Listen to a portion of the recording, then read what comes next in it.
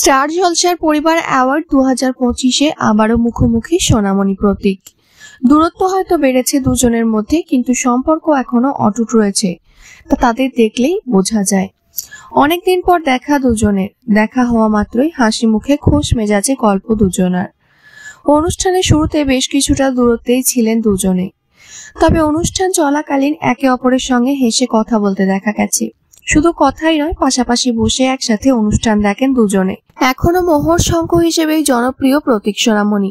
Dance choreographer Subrata রায়ের সাথে 2015 সালে মাত্র 18 বছর বয়সেই বিয়ে করেন সোনামণি। সেই সম্পর্কে বিচ্ছেদ ঘটে যায়।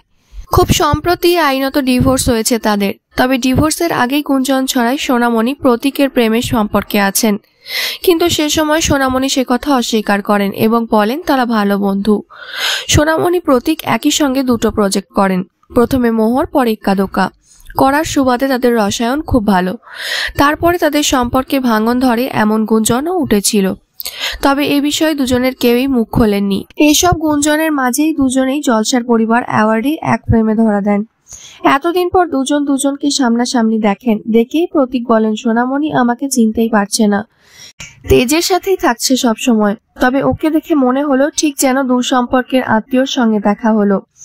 আসলে আমাদের অনেকদিন বাদে দেখা হলো, ভালো লাগলো, অনেক কথাও হলো। তবে প্রতীক মজা করে আরো বলেন, সময়ের সাথে সোনামণি বদলে গেছে, এখন শুধুই মুখে তেজ আর তেজ, তেজকে ছাড়া কাউকে এখন চিনতেই পারে না।